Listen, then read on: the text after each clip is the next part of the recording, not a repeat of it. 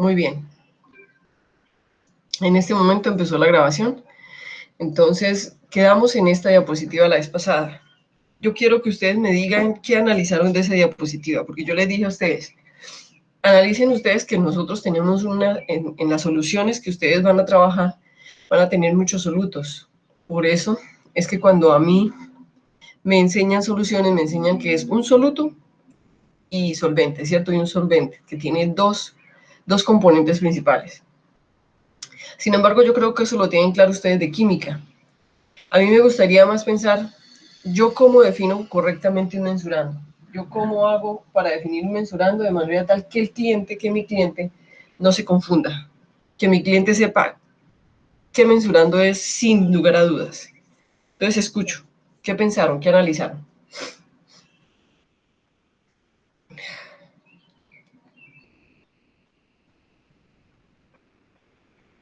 ¿Qué analizaron, chicos? Profe, definiéndolo en términos de las unidades que voy a utilizar para medir, pues para el mensurando, en qué matriz se encuentra, si y cuál de los componentes de esa matriz es, pues por ejemplo, si es de sangre total, si hace parte del suero, del plasma, de células. Así de sencillo. Entonces es la magnitud, las unidades, la matriz y definiendo qué parte de esa matriz, ¿cierto? Muy bien. Entonces, eso creo yo que lo tienen claro. Un momento, chicos, que pase la moto. Qué incomodidad esto. Muy bien, entonces creo que queda claro, creo que queda claro para ustedes que es un mensurando, ¿cierto? Creo que queda claro que cuando ustedes definen un mensurando, lo definen completamente para que la persona que les va a recibir, es decir, el cliente, él reciba sin lugar a dudas, eh, lo que ustedes le están presentando. Muy bien, entonces yo quiero que en este momento ustedes sepan que entonces con respecto a eso vamos a empezar el tema de incertidumbre de la medición y vamos a hablar de la matriz. Hoy vamos a hablar de la matriz porque nos hablaste ahorita, Tulio, de la matriz. Entonces, resulta que la matriz tiene un impacto en la evaluación de la calidad del desempeño del laboratorio, porque esa matriz, dependiendo de muchas cosas, nos puede causar interferencias, nos puede causar una interacción. Entonces, según lo que dice la guía EP14 del CLSI, dice, la matriz tiene los efectos de la matriz causados por la interacción del material procesado y el procedimiento de medición pueden sugerir que se generan resultados erróneos cuando de hecho los resultados son aceptables. ¿Eso qué quiere decir? Usted puede tener resultados, pero de acuerdo al mantenimiento, a la conservación, a la buena toma de esa matriz, nosotros podemos tener resultados que no necesariamente, que son aceptables, pero que no necesariamente son correctos. ¿Ok?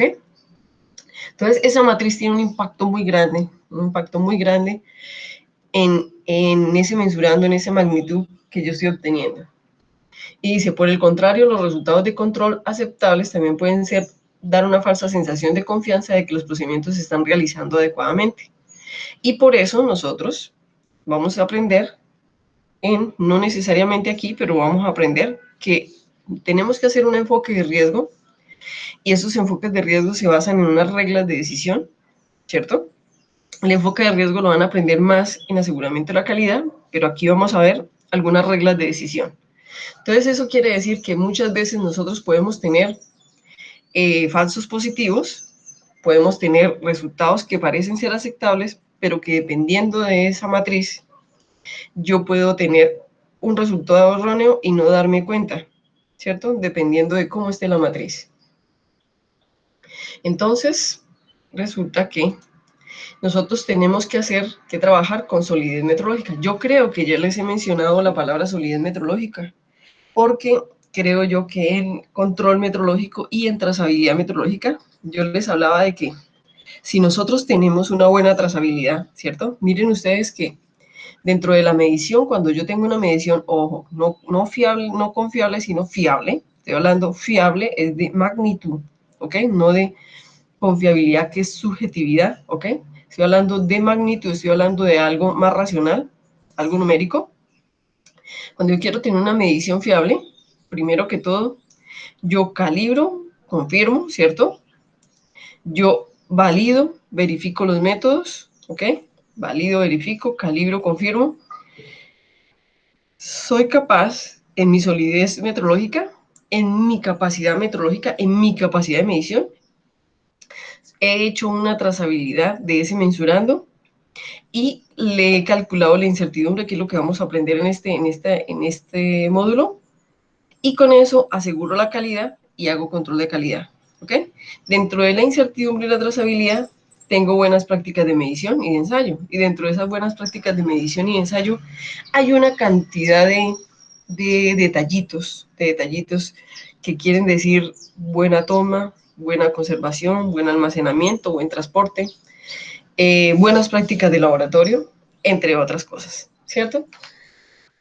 Entonces recuerden ustedes que la solidez metrológica está compuesta por todo este entramado que hay acá, donde quiere decir que si mi medición es fiable es porque yo tengo asegurada metrológicamente todos estos procesos, ¿ok? No sé si hasta este momento me están entendiendo. La cuestión es que yo creo, y los que habían visto Metrología 1 conmigo recuerdan esta definición. Yo siempre les he dicho, desde que algunos me conocen, desde que están en primer semestre, yo siempre les he dicho, hombre, yo tengo que aprenderme las cosas de manera tal que para mí sea fácil recordar, que para mí sea fácil hacer una analogía de lo que ella significa y que para mí sea fácil entender. Es más, creo yo que al iniciar este módulo, yo les dije, para ustedes, ¿qué es la incertidumbre? Y les mostré dos muñequitos, donde los muñequitos tenían dudas. Y alguien me dijo, profe, es como esa duda donde yo no sé cuál es el valor verdadero, cuál es el verdadero valor de la magnitud, ¿ok? Y yo les dije, correcto, ¿estamos de acuerdo? Sin embargo, la definición, según el vocabulario internacional de metrología, nos dice lo siguiente. Yo creo que se los enseñé a los chicos que vieron Metrología de 1 conmigo, pero también les dije, hombre, esto es en sentido semiológico, semántico, la forma en que se define correctamente sin ambigüedad la incertidumbre. Sin embargo, yo siempre les he dicho, uno tiene que aprenderse las cosas y asociarlas de manera tal que mi definición sea correcta, ¿ok? Entonces, según el BIN, la incertidumbre es el parámetro, ojo, parámetro no negativo, que caracteriza la dispersión de los valores atribuidos a un mensurando a partir de la información que se usa. Entonces, resulta que mucha gente dice, profe, pero si es un parámetro no negativo, ¿yo por qué cuando tengo la incertidumbre digo más o menos? O por qué cuando tengo, por ejemplo, la incertidumbre estándar, que es la primera que nosotros aprendemos a calcular, que es la desviación estándar, ponemos más o menos, ¿ok? Entonces acá no lo vamos a ver como si fuera un parámetro negativo, sino ese más o menos me define un rango de valores que no necesariamente es negativo. Es decir, que es un rango que se define entre ese más o menos, que lo hace completo, pero que no significa que ese menos, ese negativo que yo le coloco, significa que él sea negativo, significa que es un rango donde yo sumo esa parte y me da el rango y le quito esa parte y me completa el rango. No sé si en estos momentos ustedes me están entendiendo, pero entonces, sin embargo, la incertidumbre como tal, sí sigue siendo esa zona donde yo voy a encontrar los verdaderos o la posibilidad de infinitos valores verdaderos de ese mensurando, ¿ok?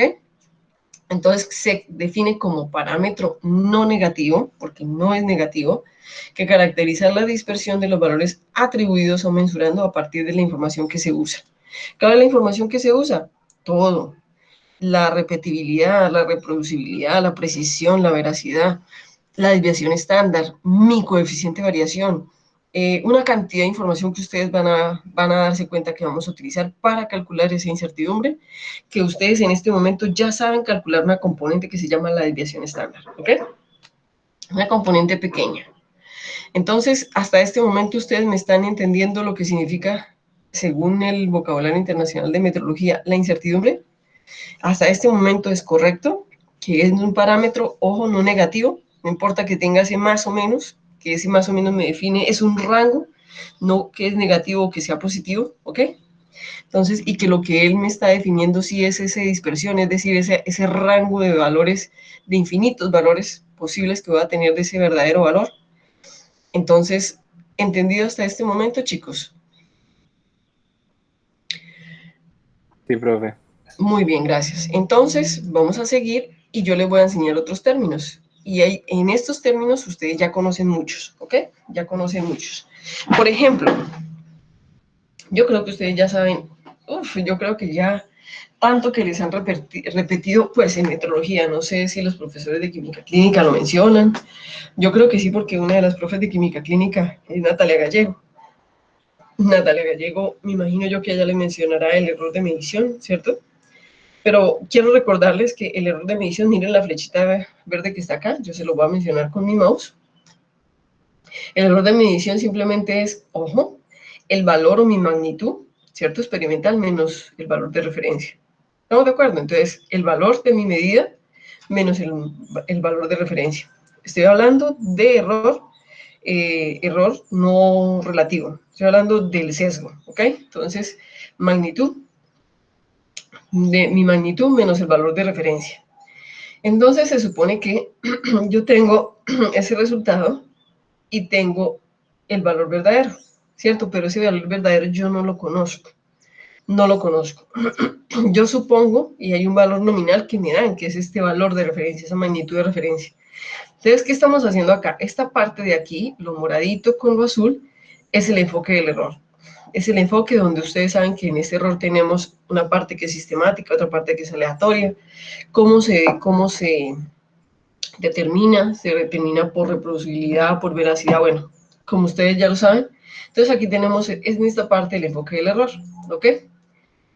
Pero yo quiero que ustedes sepan que el enfoque del error también tiene un enfoque en incertidumbre. Entonces, miren que el resultado menos el valor verdadero, que es lo que no conocemos, el resultado es solo una estimación del valor verdadero.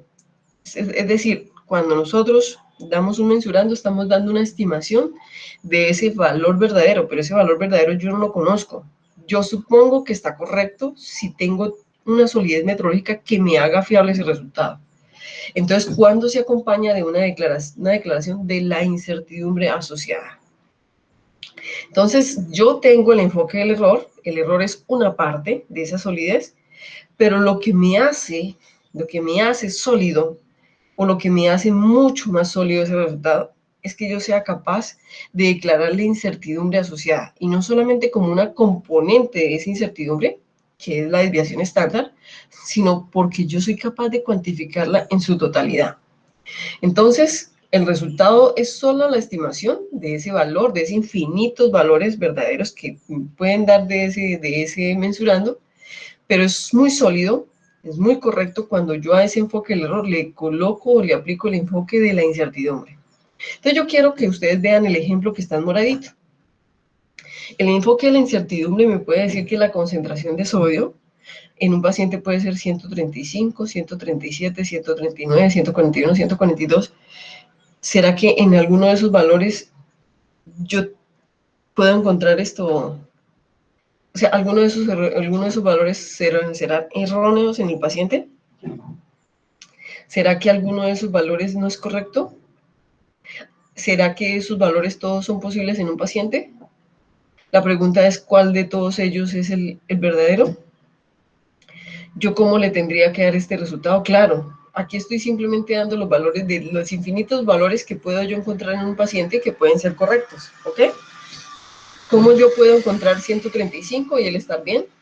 137 y estar bien, 139 milimol por litro y estar bien, 141. Recuerden que yo acá doy las unidades en el sistema internacional.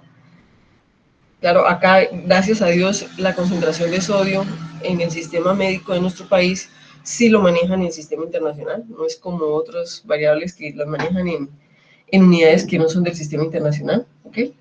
Entonces, ¿será que yo puedo encontrar estos valores en un paciente y ser correctos? ¿Será que yo puedo encontrar estos diferentes? La pregunta es, ¿cuál es el valor verdadero? ¿Mi paciente cómo está? Sin embargo, si yo le doy cualquiera de estos valores, mi paciente está bien. ¿Qué dicen ustedes de lo que yo acabo de decir de ese ejemplo de sodio? ¿Será que es correcto todo lo que yo acabo de decir? ¿Será que es incorrecto? ¿Qué piensan ustedes?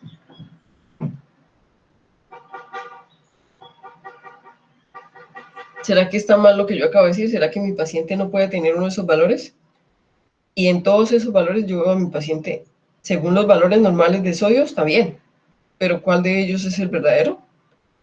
Pueden ser Pues todos. yo pensaría que es posible encontrarlos todos por variabilidad biológica, pues porque múltiples fenómenos fisiológicos podrían variar ese valor sin representar pues alguna alteración fisiológica propiamente, sino que sea dentro de la normalidad. Exacto. Entonces, miren que yo les estoy hablando de ustedes, de que ustedes ya saben hacer este enfoque del error. Y aquí vamos a aprender a hacer el enfoque de la incertidumbre, que es aprender a dar un valor con fiabilidad. Es decir, que ustedes le aplican el enfoque del error, le hacen la corrección, acuérdense cuál es la corrección, solo aprendieron en el enfoque del error, y hacemos el enfoque de la incertidumbre, que es calcular, determinar, no calcular, disculpen, estimar la incertidumbre asociada y darle fiabilidad y solidez metrológica a ese mensurando. ¿Estamos de acuerdo? Que es lo que dice Tulio, es verdad, que ese valor sea tan fiable que yo pueda decirle, hombre, este es tu valor y, y la incertidumbre que yo tengo con respecto a ese valor es este, pero este es tu valor, ¿ok? Acuérdense que entre 135 y 135.1 hay infinidad de números. Recuerden que nuestros números son infinitos, ¿ok? Entonces, yo quiero que ustedes sepan que el enfoque de la incertidumbre es dar una estimación del valor verdadero, que solamente tiene solidez metrológica cuando es acompañado por una declaración de la incertidumbre asociada, ¿ok? Entonces, ustedes ya saben hacer muchas cosas, saben hacer control metrológico del instrumento, saben hacer trazabilidad del mensurando, saben aplicar el enfoque del error y aquí vamos a terminar de aplicar lo que se llama el enfoque de la incertidumbre. Entonces, para ello, resulta que hay que considerar, primero, ojo, la incertidumbre está relacionada con el valor de la medición, es decir, ese mensurando, ¿cierto? El resultado, y no con el valor verdadero, y no con un valor verdadero, el cual en la práctica no es conocido. Entonces, ¿qué quiere decir? Esa incertidumbre, que es una zona donde yo voy a tener, una zona donde yo voy a tener ese valor verdadero, esa incertidumbre es asociado, es decir, es específico para ese valor que yo di, que yo determiné, ese mensurando, ¿ok?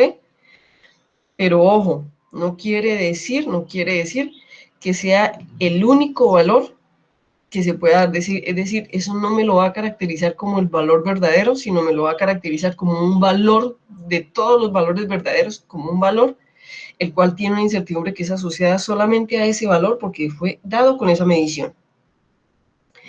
Porque el valor verdadero, sigue siendo una incertidumbre, sigue siendo una zona donde él puede estar. Entonces, esa zona, entre más pequeñita, me hace menos variable ese valor verdadero. Entre más amplia, me hace más amplia esa duda, donde yo puedo encontrar esa infinidad de valores verdaderos de ese resultado que yo di. Entonces, esa incertidumbre siempre va a ser asociada al valor que yo doy, ojo, al valor que yo doy de acuerdo a la medición que yo realicé. Pero no me va a decir que ese es el valor verdadero, porque valores verdaderos hay muchos. No sé si me están entendiendo lo que les estoy tratando de decir aquí. Esa incertidumbre que ustedes están o van a estimar se refiere a ese valor con la medición y con todos los efectos que ustedes pudieron llevar y controlar. Pero no quiere decir que es el valor verdadero, porque valores verdaderos, Profe, dime. entonces cada medición, o sea, en cada medición, así sea realizada en mismas condiciones igual, podría tener una incertidumbre diferente. Sí, dependiendo. A ver, ¿por qué va a tener una, solamente, y quieres que te diga por qué Tulio va a tener una incertidumbre diferente? Porque resulta que tú puedes tener caracterizados los otros componentes. Cuando lo aprendamos a estimar, tú te vas a dar cuenta que hay muchos componentes de la medición que tú ya puedes tener controlados y ya saber cuáles son la componente de la incertidumbre que cada uno de esas características aporta a la incertidumbre. Entonces, digamos que la parte que no depende de ti, tú ya la tienes caracterizada y tú dices, listo, yo ya sé cuánto me aporta esto, entonces eso simplemente lo sumo. Ya nos vamos a dar cuenta cómo lo hacemos. Pero resulta que tu medición no siempre va a tener la misma incertidumbre, la misma desviación estándar, ni la misma variabilidad. Porque como tú mismo dices, cada paciente es distinto.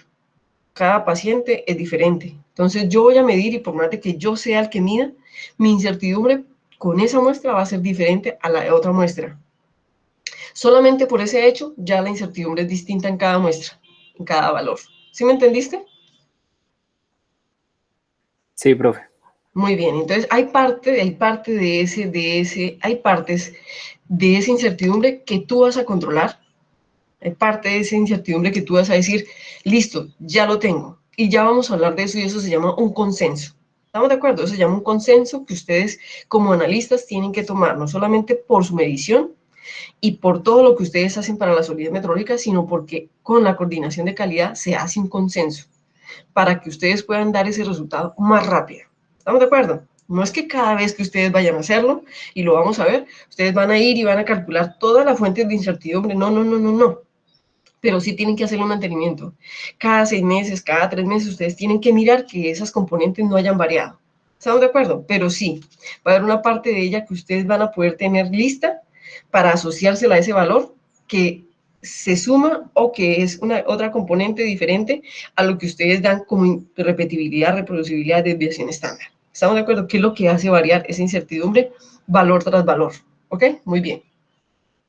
Entonces, yo quiero que ustedes sepan que la incertidumbre solamente va a estar relacionada con cada valor que ustedes dan, con cada mensurando. Pero no quiere decir que sea el valor verdadero, porque valores verdaderos de ese mensurando hay muchos. Pero ese valor que usted va a dar, si tiene la solidez metrológica, es correcto. Si ese valor está bien, se puede decir que es correcto. No que es el valor verdadero, sino que es correcto. Hay otra que dice, la incertidumbre caracteriza un intervalo de dispersión y no el valor puntual. Se refiere exactamente a lo mismo. ¿Qué quiere decir? Yo no puedo decir que es el único. No puedo decir que estoy tomando en cuenta todo y que el valor es exactamente ese. No lo puedo decir nunca, porque siempre va a tener un intervalo de dispersión donde puedo encontrar infinitos valores. Entonces, por eso esa incertidumbre solamente se asocia a ese valor, dependiendo de cómo lo estime. Y al final dice, la incertidumbre no debe ser confundida con error. Nunca, nunca. El error es una componente de la incertidumbre. Pero yo nunca puedo decir que la incertidumbre es error. Ustedes van a escuchar a mucha gente diciéndole, pues ese es el error, porque es más o menos. Y usted le va a decir, no señor, el error es una componente de la incertidumbre, pero nunca el error es igual a la incertidumbre. No, no puede ser nunca, porque entonces estaríamos quitándole una gran parte de esa incertidumbre donde yo puedo encontrar ese valor verdadero. ¿Ok? El error lo único que me hace es corregirme, es darme esa variabilidad que es una componente de la incertidumbre, que es lo que me hace que cada incertidumbre estimada para cada valor sea diferente, pero no necesariamente la incertidumbre es igual al error. Nunca. ¿Estamos de acuerdo? Nunca es igual. ¿Ok? Dice, miren lo que dice aquí en el cuadrito. No se debe considerar la incertidumbre como un indicador del error del sistema de medición, sino más bien como un resultado de la variabilidad de las condiciones de medición. Por lo tanto, es la propiedad del resultado de medición. ¿Listo? Entonces, la incertidumbre empieza a ser una propiedad metrológica del resultado, que cada resultado, cada mensurando va a tener una incertidumbre asociada y que no es igual así yo sea el mismo analista y tenga las mismas condiciones. ¿Ok? ¿Hasta aquí queda claro? Eso quiere decir, profe, eso quiere decir que cada valor que yo calculo tiene incertidumbre asociada diferente. Sí, hay una parte de estas componentes de la incertidumbre que van a ser para mí fáciles después de que yo las tenga estimadas. Pero hay una parte de esa incertidumbre que siempre va a depender de lo que yo haga, de mi competencia, de lo que yo tenga, es decir, de mí. ¿Ok? Muy bien. ¿Hasta aquí queda claro, chicos? ¿Queda claro? Lo que queremos dar a entender con esta diapositiva, y es algo muy lógico, no debemos confundir la incertidumbre con como error, nunca, nunca. El error es una componente de la incertidumbre. Es decir, el error está incluido dentro de ese rango de la incertidumbre, Y nunca la incertidumbre me va a dar el valor verdadero, nunca. Pero sí me va a dar una fiabilidad en ese resultado. Fiabilidad significa cuantificación correcta, sólida. ¿Ok? ¿Hasta aquí vamos claros? ¿Vamos claros hasta este punto? Sí, profe. Muy bien, entonces voy a pasar a la siguiente diapositiva y la siguiente diapositiva es un análisis. Yo quiero que ustedes recuerden, sobre todo los que vieron conmigo Metro 2, Metro 1, no sé quiénes vieron conmigo Metro 1 y quiénes no, yo quiero que ustedes recuerden que yo a ustedes en Metro 1 y los que no lo vieron, quiero que recuerden que nosotros tenemos unos límites, que también lo vieron con la profesora Adriana, y hablaban de límite de cuantificación, límite de detección, ¿cierto? Ustedes lo hablaban con ella, lo hablaban. Pero yo quiero que ustedes recuerden, los que vieron Metro 1 conmigo, que yo les hablaba de que en todos los instrumentos y lo mensuras nosotros tenemos un error máximo permisible. No sé si lo recuerdan. Ahora, ojo, con los nuevos cambios que han tenido, las normas, debido a la cantidad de lenguajes que tenemos en el español y en el inglés, resulta que Estados Unidos por fin está empezando a adaptarse al sistema internacional de unidades, por fin están queriendo salir no del sistema inglés, sino están obligando al sistema internacional a, a integrarse con un poco del sistema inglés para no salirse de sus capacidades de fabricación. Entonces, digamos que yo a muchos estudiantes les había dicho, hombre, muchos, ustedes van a encontrar la palabra tolerancia. Yo siempre les decía, no, la palabra tolerancia, capacidad, tolerancia, límite de tolerancia, todo eso, la tolerancia no es una palabra, es una palabra industrial, no es una palabra metrológica. Pero resulta que ahorita con todos los cambios que está teniendo el sistema internacional, inclusive la integración de Norteamérica, pero no Norteamérica, sino más bien Estados Unidos, el sistema internacional y las normas NTC ISO han tenido que empezar a tolerar ciertas cosas, entre esas la palabra tolerancia. Cuando yo les enseñé a los chicos a los que yo les di metrología 1, yo les enseñaba que estos límites legales se llamaban el error máximo permisible. Ahora ustedes van a encontrar en las normas que se llama error máximo tolerable. Y muchas de las personas que le llaman error máximo tolerable están México y muchos países que tienen negociaciones directas con Estados Unidos. Entonces, ahora van a encontrar que no solamente se llama MMP, error máximo permisible, sino se llama EMT, que es lo mismo, se llama error máximo tolerable, ¿cierto? Que antes yo les decía, la palabra tolerancia no es permitida, ahora se está permitiendo.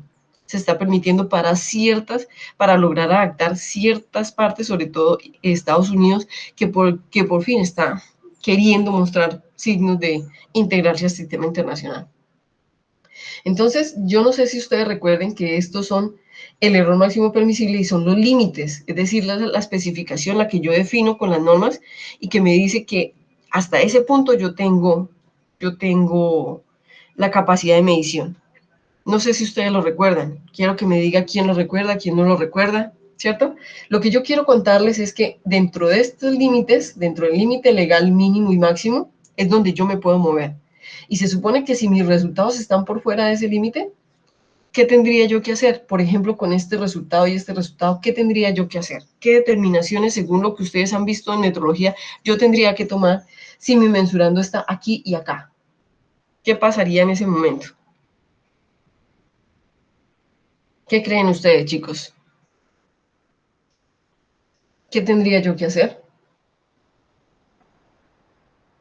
¿Qué tendría yo que hacer en estos casos? En este caso que está aquí, en este caso que está aquí. No en estos, porque estos están dentro de los límites, entre comillas. Pero ¿y estos? ¿Qué tendría que hacer? Mire que ni siquiera tienen variabilidad, ni siquiera tienen una desviación estándar ni un coeficiente de variación pues yo creo que no necesita. La pregunta es, ¿qué tendría que hacer yo con esos resultados si fueran míos? Yo sé que ha pasado mucho tiempo, pero ¿qué tendríamos que hacer con esos valores?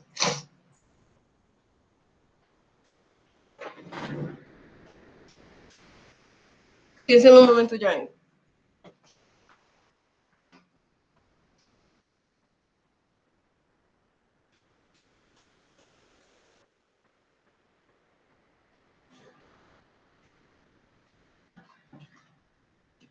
Chicos, entonces, ¿qué tendría yo que hacer con esos valores?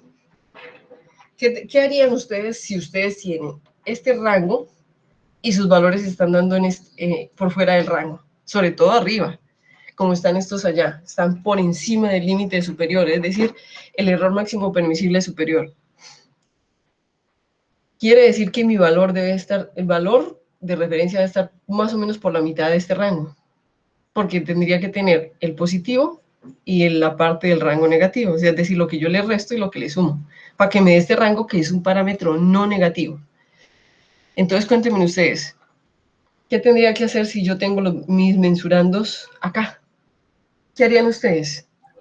Profe, no se podría emitir el resultado pues de manera confiable, entonces realizaría nuevamente una verificación o validación del método que estoy utilizando para poderle atribuir valores de desviación o coeficiente de variación por lo menos. Tulio, tú que eres el que, parece ser que solamente tengo a Tulio en clase. Entonces, Tulio, tú que eres el único que me está contestando porque parece ser que la interacción está como corta. Si yo tengo estos valores, ¿es necesario darles esa desviación estándar, esa variabilidad? ¿Tú qué crees? ¿Haría falta? ¿Haría falta que yo le dé esa variabilidad? ¿Tú qué harías? ¿Tú lo harías? ¿Tú le cuantificarías variabilidad? Si sabes que ya se salió, ¿le cuantificarías variabilidad? ¿Sería necesario? No, profe, esos valores que están por fuera no. Exacto, no vale la pena, ¿cierto que sí? No vale la pena. Se salieron, tengo que hacer, tengo que actuar. Tengo que actuar y esa actuación no solamente es validar, verificar, porque puede ser que mi procedimiento esté bien. Diferente a Tulio, ¿qué más podría yo hacer si mi procedimiento, si yo estoy haciendo mi procedimiento, si yo verifico mi procedimiento y me doy cuenta que mi procedimiento está bien? ¿Qué tendría yo que hacer con estos valores? A ver si tengo interacción con otro estudiante diferente a Tulio. Compañeritos, ¿qué debería yo hacer? ¿Qué más puedo yo hacer para ver por qué estos valores me están dando por allá? ¿Qué creen ustedes? Dime.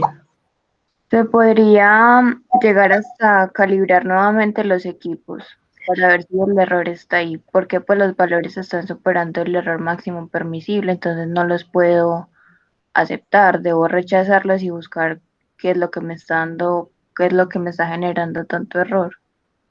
María Lucía, perfecto. ¿Estamos de acuerdo? O sea, una de las acciones que yo puedo hacer, hombre, si a mí mi valor me está dando así y yo, como dice Tulio, yo valido, verifico mi procedimiento y mi procedimiento está bien, tiene que ser algo que me esté afectando. ¿A ustedes les parece correcto, chicos, que llegue el Instituto Nacional de Salud y diga a los 3 días de haber empezado la cuantificación, diga, se nos dañó el instrumento? El único instrumento en el país que tenemos que sacó la mano. Yo digo, hombre, ¿qué control le están haciendo a ese instrumento? ¿Será que ese instrumento le pasaba lo mismo que le pasa a los instrumentos que tenemos en la Universidad de Antioquia? O digamos en Colombia, que le hacen mantenimiento por allá cada vez que el instrumento saca la mano. No le hacen un mantenimiento preventivo, no le hacen un mantenimiento correctivo. Empieza a mostrar signos de problemas y dicen, ah, bueno, vamos a esperar. Y siguen cuantificando, como cuando uno está en la casa y se le daña el filtro de la nevera y uno sigue, y uno sigue, y uno sigue, y uno sigue, y uno sigue. No sé si a ustedes, no sé si eso es ajeno a lo que ustedes están, a lo que viven, pero así somos, así es nuestra cultura. ¿Ok? Entonces, bueno, muy bien. Ya Tulio y María Lucía nos dijeron que estos valores hay que tomar acción, ¿cierto? Seguimos aquí dentro del rango. Estamos aquí dentro del rango. Y resulta que tengo dos valores, que son dos valores que tienen, miren que lo único que hice fue trasladar los valores de afuera hacia adentro. Miren que la diferencia entre ellos dos es igual. Ustedes dirán, no, profe, pues usted cogió la gráfica y tú los metió adentro. Pero la diferencia es que a estos que están aquí adentro, yo ya les tengo una desviación estándar, una variabilidad. Y quizá esto no es una variabilidad, sino una incertidumbre. ¿Ok? Eso tal vez ya no solamente tenga una componente de desviación estándar, que es lo que estamos acostumbrados a dar cuando estamos en la carrera profesional, sino que ya vamos a darlo con incertidumbre completamente cuantificada, correctamente cuantificada, que ustedes todavía no lo van a hacer, no lo han hecho, pero lo vamos a hacer, pero digamos que esto ya tiene la incertidumbre con todas las componentes. Entonces, miren que la incertidumbre de ellos, ambos me dan el valor. Y yo podría decir que este valor, que tiene una variabilidad mucho más grande, una incertidumbre mucho más amplia, está más dentro del rango del error máximo permisible o tolerable. Eso quiere decir que yo podría decir sin la variabilidad, sin la incertidumbre, que este valor es mejor que este. ¿Estamos de acuerdo? Pero cuando yo miro la incertidumbre, es decir, la variabilidad, yo podría decir que yo no confío en este valor, simplemente por este detallito. Porque este valor puede darme valores de riesgo. Entonces, tengo valores con incertidumbre, que son estos que están aquí abajo, pero mire la incertidumbre lo que es capaz de decirme. Hombre, si yo no tuviera la variabilidad, es posible que si yo solamente calculo la desviación estándar, chicos, la desviación estándar no me dé por fuera del error máximo permisible, es decir, de los límites del valor, ¿cierto? Pero si yo calculo la incertidumbre con todas sus componentes, puede ser que encuentre un valor que tenga una incertidumbre así, y puede ser que tenga un valor que, a pesar de que esté más dentro del rango de los límites legales, es decir, del error máximo permisible, es posible que esa incertidumbre, esa variabilidad sea mayor, y por lo tanto me esté mostrando que este valor, que para mí supuestamente era mejor, tiene un riesgo. Entonces, en ese caso, este valor para mí da un riesgo que ya vamos a aprender la norma como nos dice que nosotros debemos analizar ese riesgo. Pero la cuestión es que este riesgo hace que yo decida que este valor quizá no es el que yo debo tener. Quizá este, que se está acercando al límite inferior del error máximo permisible, sea el que yo debo dar, porque él me ofrece una seguridad. Es decir, no me ofrece una seguridad, me da menos riesgo que este. ¿Estamos de acuerdo? Hasta este punto estamos de acuerdo, ¿me entienden? ¿Sí? Entonces, yo voy a pasar a la siguiente y les voy a ofrecer los mismos valores, pero en el laboratorio 1 y el laboratorio 2. En este caso, ¿qué podrían decir ustedes del laboratorio 1 y del laboratorio 2? ¿Qué se podría decir? Con diferentes, ¿qué podrían decir ustedes? ¿Qué podrían decir, por ejemplo, de este valor? ¿Qué podrían decir de este valor? Si este es el laboratorio 1 y este es el laboratorio 2. Si yo veo estos resultados así, solitos, ¿qué podría yo decir del laboratorio 1? ¿Qué podría decir yo del laboratorio 2? Cuéntenme ustedes. ¿Qué podrían decir ustedes?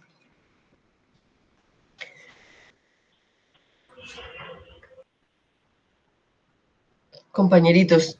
Profe, que el laboratorio 1 tiene una incertidumbre mucho menor, por lo que los valores se van a mover en un rango más estrecho y pues va a estar asociado con un valor conocido como convencionalmente verdadero, mucho más fácil.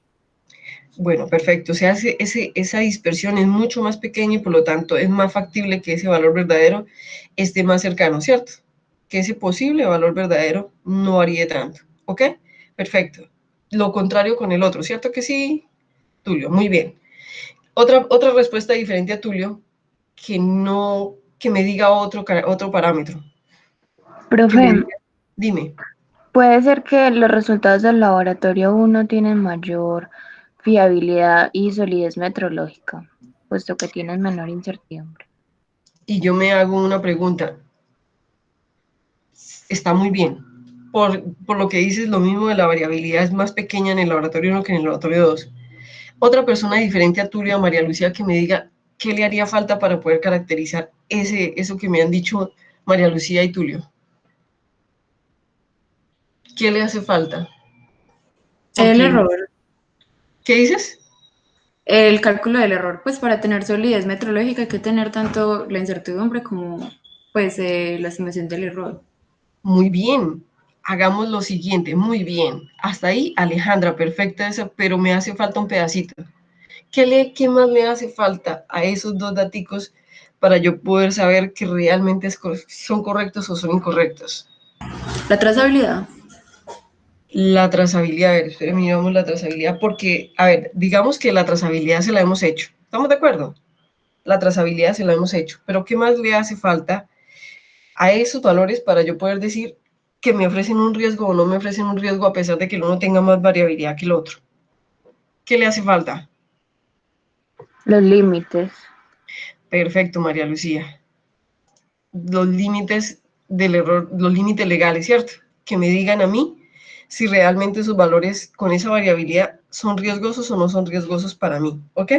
Entonces miren que el error y la incertidumbre se complementan. ¿Estamos de acuerdo? El error y la incertidumbre se complementan, aunque el error, ojo como tal, no estoy hablando de los errores máximos permisibles, estoy hablando del error, del enfoque del error, hace parte de una componente. El error que yo calculo, que yo estimo el error de medición, es una componente de mi incertidumbre, pero a esos valores, para yo poderlos caracterizar, y ustedes tienen razón, todo lo que me han dicho es verdad, pero si yo no tengo los límites de ese error, no puedo decir si están mal o están bien. Es decir, debo tener un parámetro con el cual yo pueda compararlo, ¿ok? Entonces yo quiero que miremos la siguiente diapositiva y se den cuenta esta palabra, que ustedes la van a encontrar mucho, es Spanglish. Eso pasa mucho en nuestra cultura. Nosotros tendemos a spanglizar nuestro idioma. Entonces ustedes van a encontrar que en las normas, ustedes van a encontrar que utilizan la palabra bias, ¿cierto? Que es en inglés sesgo, ¿cierto? Ustedes van a encontrar que la utilizan. Pero la pregunta es, ¿sería correcto que yo lo utilizara? Bueno, eso no lo voy a juzgar yo, pero ustedes se van a dar cuenta que lo hacemos. Entonces, cuando nosotros calculamos el sesgo, que ustedes ya lo saben calcular, que es el error, ¿cierto? Nosotros tenemos en cuenta los efectos sistemáticos, tenemos una componente de la incertidumbre de la medición y tenemos en cuenta efectos aleatorios o de imprecisión cuando estamos calculando ese sesgo. ¿Estamos de acuerdo? Entonces, yo quiero que ustedes se fijen que nosotros tenemos aquí en rojo el valor de referencia, ¿ok? Miren que el rojito que está acá es el valor de referencia y el amarillo es mi resultado, ¿ok? Sin embargo, cuando yo calculo mi resultado, tengo una medición o una estimación de la incertidumbre que es asociada solamente a él.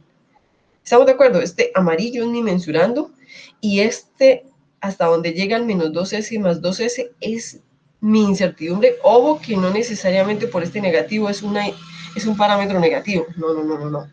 Es un parámetro que me define este rango. ¿Estamos de acuerdo? Es un parámetro que yo calculo más o menos y me define este rango, que no es necesariamente negativo, ¿ok?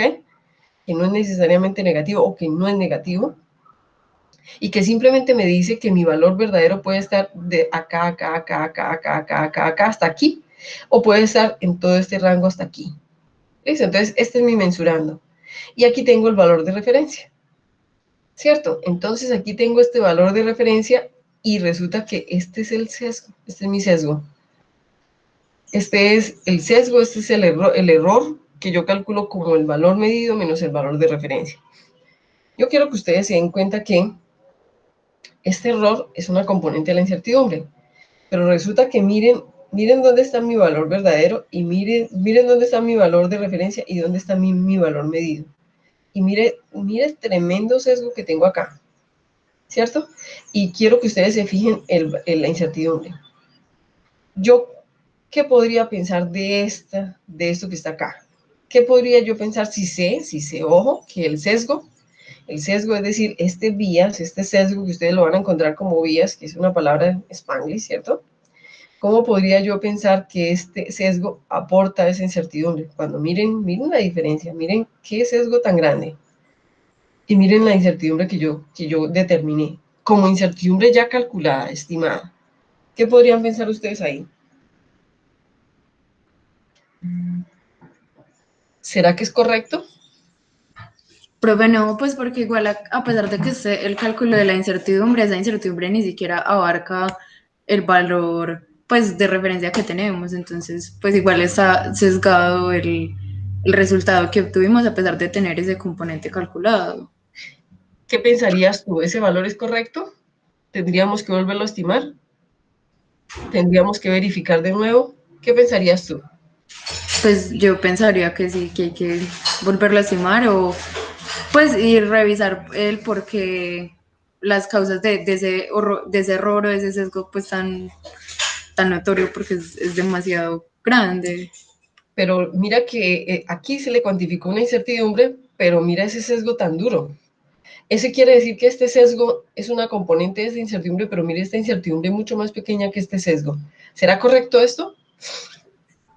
No, o sea que la conclusión sería que la incertidumbre estaría mal calculada, pues porque si el sesgo hace parte de la incertidumbre y no se está, en esa incertidumbre estimada no se está teniendo en cuenta completamente. Perfecto, estamos de acuerdo. Eso quiere decir que el error es una componente y que es muy importante. Que si yo de entrada tengo un error sistemático, un sesgo muy grande, ¿para qué me voy a calcular la incertidumbre? ¿Vale la pena? No creo que valga la pena. ¿Estamos de acuerdo? Muy bien. Y esto, ojo que esto es una intercomparación, ¿ok? Una intercomparación. Muy bien. Entonces, yo quiero que ustedes sepan que cuando vamos a estimar la U, así se llama esta diapositiva, ¿qué debo tener en cuenta al momento de escoger una metodología para estimar la incertidumbre analítica? Ojo, incertidumbre analítica, porque recuerden que la incertidumbre es asociada a cada mensurando, ¿ok? A cada mensurando. Entonces la pregunta es, ¿qué debo tener en cuenta al momento de escoger una metodología para estimar esa incertidumbre analítica? Entonces, debo tener en cuenta, ojo, la naturaleza del método o el procedimiento del ensayo, datos metrológicos disponibles, y aquí yo quiero que ustedes, los que vieron Metrología 1 conmigo, ya deben saber que es componente A y componente B, porque yo recuerdo que fui muy clara en Metrología 1 y se los enseñé. Si ustedes me dicen, profe, yo no recuerdo qué es componente A y qué es componente B, o tipo A, tipo B de incertidumbre, yo les digo, listo, perfecto, porque es mucho tiempo. Pero que lo hayan escuchado, lo han escuchado. A los que no vieron Metrología 1 conmigo, pues no sé decirles si lo vieron o no lo vieron. Lo que yo quiero saber, lo que yo quiero que ustedes sepan es que para ese momento en el que yo escoja la metodología con la que yo voy a estimar esa incertidumbre analítica, es primero la naturaleza del ensayo. Si mi ensayo es un ensayo que no es con una curva de calibración lineal, tengo que tener en cuenta ese método. Ese método me va a cambiar, va a hacer que la metodología con la que yo estime esa incertidumbre sea distinta a cualquier otro método analítico. Y todos los datos metrológicos, tanto los propios como los no propios, tienen que estar disponibles, y todo eso va a ser parte de todo lo que yo tengo que tener en cuenta en el momento de estimar la incertidumbre. Entonces, primero la naturaleza del ensayo y todos los datos metrológicos disponibles. Ojo con lo que dice acá, requisitos del cliente. Ustedes dirán, profe, pero mi cliente siempre va a ser el médico.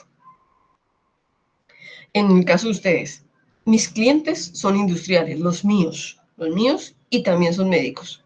Los míos, los de Natalia. Pero a mí llega un cliente y me dice, ojo, yo tengo que medir este mensurando en aceros. Y a mí la norma me dice que tengo que estar entre esto y esto. Entonces, en este momento el cliente me está dando un requisito. Y yo me voy a devolver un poco en las diapositivas, y yo quiero que ustedes se fijen que cuando yo les coloqué a ustedes analizar el mensurando, les coloqué también anormalidades de ese mensurando, de esa matriz. Resulta que en esa matriz yo tengo un paciente en el cual lo que yo voy a calcular, lo que yo voy a estimar, no es normal. Eso quiere decir que el cliente me puede estar dando requisitos que no necesariamente son los que yo normalmente calculo, sino que yo puedo tener requisitos que no son los que yo normalmente tengo. Entonces, miren lo que dice acá. Lo que dice acá es, ¿qué debo tener en cuenta al momento de escoger una metodología? Los requisitos del cliente. Ustedes me dirán, profe, pero mis requisitos son muy uniformes, muy homólogos, porque yo tengo una metodología y yo solamente tengo que ver si está dentro del rango normal o no está dentro del rango normal, o si se sale. Listo, perfecto. Pero digamos que algún día lleguen a su laboratorio y le digan, hombre, tenemos una situación totalmente distinta. Hay un virus nuevo. Ese virus hay que calcularlo y los requisitos son estos. Entonces, es el cliente, es el programa de salud el que le está dando a usted los requisitos, y usted tiene que acogerse a que la metodología con la que usted calcula su incertidumbre, la metodología con la que usted estima esa incertidumbre asociada a ese mensurando, tiene que depender ya no de cómo usted lo hace, sino de los requisitos que el cliente le ha puesto. Porque es una metodología nueva, porque es una metodología que no se ha usado, porque apenas, ojo, se va a usar y no importa que no esté validada, no importa que no esté estimada ni totalmente controlada ni con trazabilidad meteorológica, pero en este momento se necesita, como en este momento lo que estamos haciendo con el COP19, ¿cierto?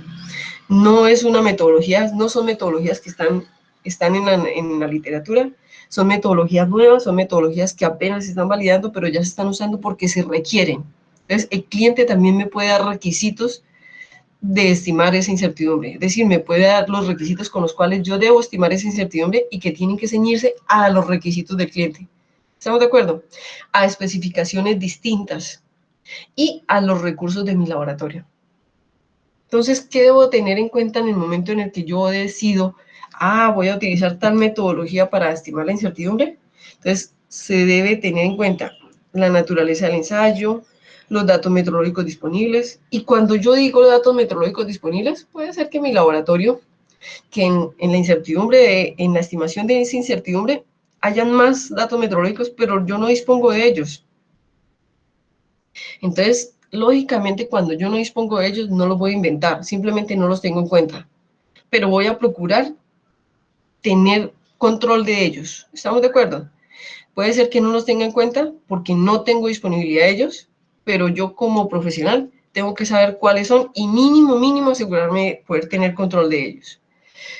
Entonces, los requisitos del cliente, especificaciones diferentes o alternativas y recursos del laboratorio. Si mi laboratorio es un laboratorio sencillito de pueblo, donde yo no tengo ni siquiera control interno, pues también es mucho que yo les diga, hombre, ves que ustedes van a llegar al Amazonas y tienen que hacer una incertidumbre analítica. Y ustedes llegan allá y dicen miércoles, ¿y yo cómo calculo esa incertidumbre?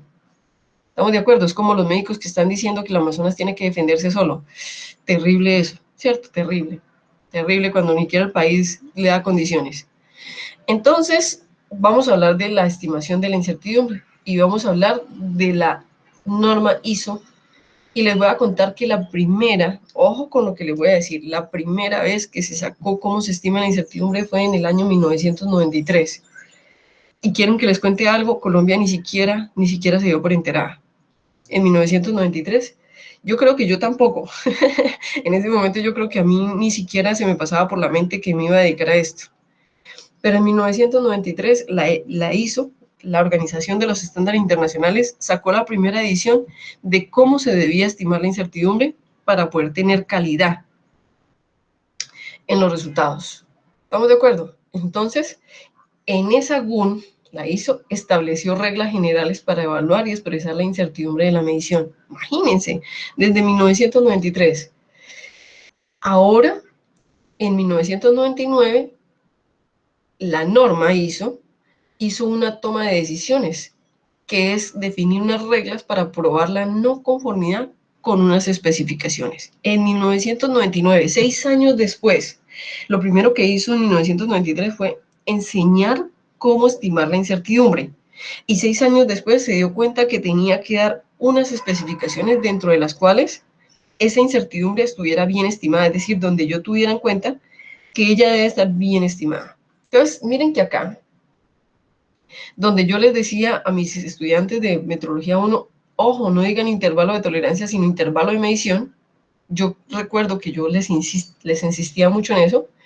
Yo tengo aquí un intervalo, esto es español, este gráfico es español, miren, para que ustedes se den cuenta, esto es español, ¿ok? Ellos manejan la palabra tolerancia, ¿ok? México maneja la palabra tolerancia.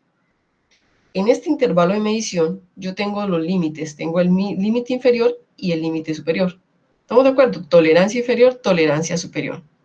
Y esto para mí, ojo, que para nosotros se llama error máximo permisible, error mínimo permisible, se llama la especificación. Entonces, tenemos la primera especificación, ¿ok? Entonces, resulta que yo tengo la zona, el intervalo donde yo cuantifico, ojo, ya vamos a ver cómo es esta zona de conformidad, y esto lo voy a aprender a calcular, porque ustedes ya lo saben calcular cuando hicieron validación con la profesora, y les voy a enseñar que ustedes ya lo saben, ¿ok? Esta zona se llama zona de conformidad. Ojo, yo digo que mi ensayo es conforme y que está dentro del rango de las especificaciones. Y ahí ya estamos empezando a meternos con la ISO 17025-2017, donde me dice que yo tengo que tener una incertidumbre que sea conforme, ojo, conforme, miren, conforme con las especificaciones dadas. Y me voy a quedar un ratico en esta diapositiva.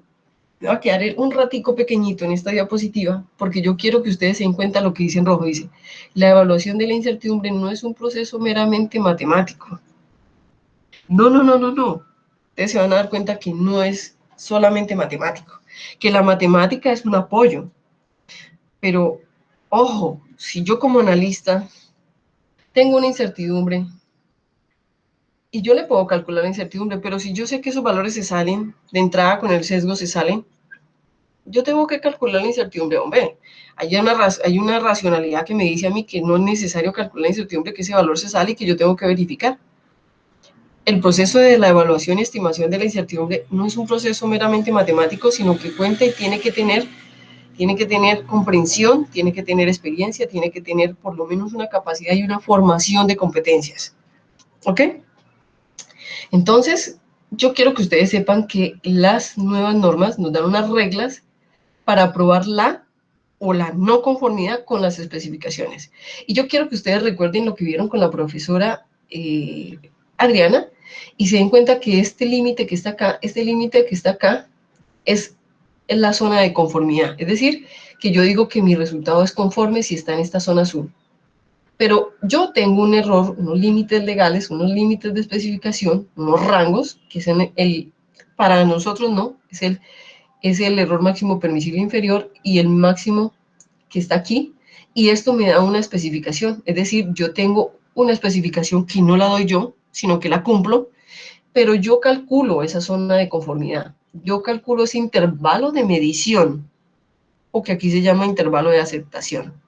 No sé si ustedes me están entendiendo esto. Entonces, cuando calculemos, yo tengo este intervalo de medición que ustedes ya lo validaron, que ya saben que están ahí, que todos los valores que estén dentro de ese valor son conformes, pero que si yo al calcular la incertidumbre le termino de dar este valor que cumple con las especificaciones que no las defino yo. Yo defino mi intervalo de medición, pero no defino el intervalo de especificación. Entonces, cuando mi valor está aquí, en esta zona azul, yo digo que es conforme, pero cuando ese valor con la variabilidad me cubre hasta esta incertidumbre, yo puedo decir que él cumple con la especificación. ¿Ustedes me están entendiendo lo que les estoy explicando acá? Profe, ¿me puede por favor repetir esa última partecita? ¿Desde dónde? ¿Desde dónde, Pues Viviana? entendí lo de yo defino mi intervalo de medición y ahí ya. Me estaba poniendo cuidado y me perdí. Muy bien. Entonces yo quiero que ustedes sepan que este intervalo de aceptación es un intervalo de medición que yo valido. ¿Ustedes validaron intervalo de medición con la profesora Adriana? ¿Sí? ¿Ustedes calcularon un intervalo de medición? Cuando hacían la calibración, la linealidad, ustedes estimaban un intervalo de medición. ¿Cierto que sí? Vivi. Sí, profe. Muy bien, entonces cuando mi resultado está en esta zona azul, yo digo que mi resultado, ojo, no estoy mirando variabilidad todavía, ¿cierto? Estoy diciendo que mi resultado está conforme y se llama zona de conformidad. Ese intervalo de medición que yo defino, que cada laboratorio tiene que definir, inicialmente con valores de fabricación, con valores del método, pero que con el tiempo va cambiando de acuerdo a la población que atiende, ese intervalo de medición me define la zona de conformidad, me define mi intervalo de medición y que mi resultado sea conforme. ¿Hasta ahí vas entendiendo, Viviana?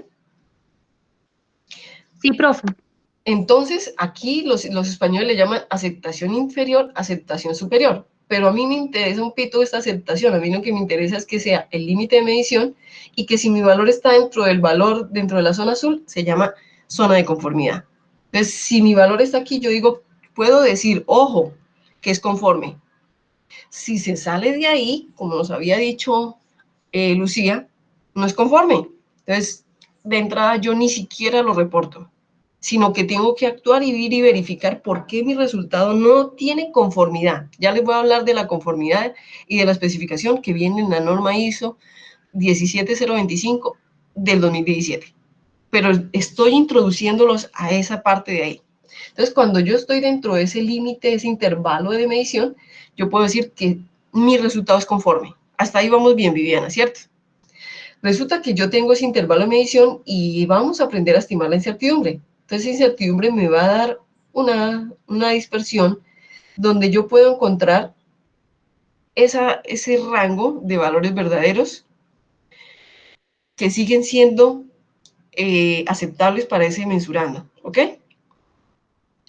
Entonces, yo tengo mi valor aquí y yo digo que es conforme, pero la especificación, ojo, la especificación, que no la doy yo, sino que la recibo, me dice que hay un error máximo permisible inferior y un error máximo permisible superior, o ahora con las nuevas normas que van a, los nuevos cambios, también se puede llamar error máximo tolerable inferior, error máximo tolerable superior, ¿cierto?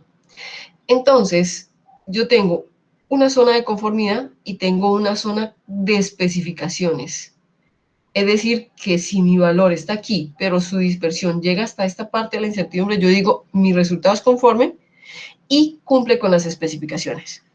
Pero si esa variabilidad, si mi resultado está aquí y la variabilidad se sale de ese límite de las especificaciones, error máximo permisible, yo no puedo decir que él es conforme, pero puedo decir que no cumple con las especificaciones y en ese momento me da un riesgo que vamos a aprender que es compartido, ¿ok? No sé si en este momento ya me entendiste, Viviana. ¿Entendiste cuándo cumple? Sí, profe, sí entendí. Muchísimas gracias. Perfecto. Entonces, en este momento voy a tener dos zonas. Una zona que la doy yo, que se llama conformidad, y otra zona que me la dan las especificaciones y yo miro si mi valor cumple, si es conforme y si cumple con especificaciones. ¿Ok? Entonces, voy a pasar a la siguiente diapositiva y dice así: en la práctica de la medición existen muchas, infinitas fuentes de incertidumbre. La primera, ¿qué debo hacer? ¿Qué puede hacer que existan muchas fuentes? Que yo defina incompletamente el mensurando, pero ya fue lo primero con lo que iniciamos esta clase.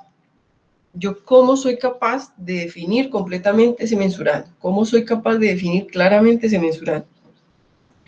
Ese hecho de que yo defina correctamente y claramente mi mensurando disminuye las fuentes de incertidumbre.